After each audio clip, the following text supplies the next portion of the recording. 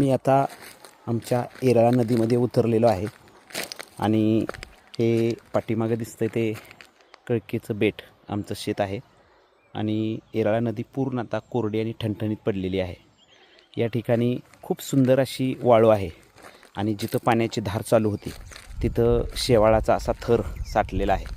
त्याचबरोबर आता मी तुम्हाला दाखवणार आहे की ज्या वेळेला पाणी असतं आमच्या नदीला त्यावेळी इथं पाण्याचा प्रवाह सुरू असतो आणि या ठिकाणी एकत्रितरित्या पाणी गोळा करण्यासाठी काही खुंट्या रोवून त्याला झाडांच्या झावळ्या लावल्या जातात आणि खवर बनवली जाते. त्याला खवर म्हणतात की इथं जे तोंड आहे या तोंडाला जाळी लावली जाते आणि या जाळीत मग सायंकाळच्या वेळेला मासे जे आहेत ते अडकतात.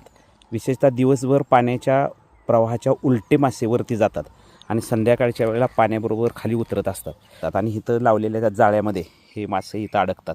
त्यामुळे याला आम्ही खवर म्हणतो. आता पाणी आटल्यामुळं आहे असंच आहे. ज्या वेळेला पाणी येईल त्यावेळेला ज्यांनी ही खवर लावलेली आहे ते इथं जाळं लावतात आणि मासे पकडतात.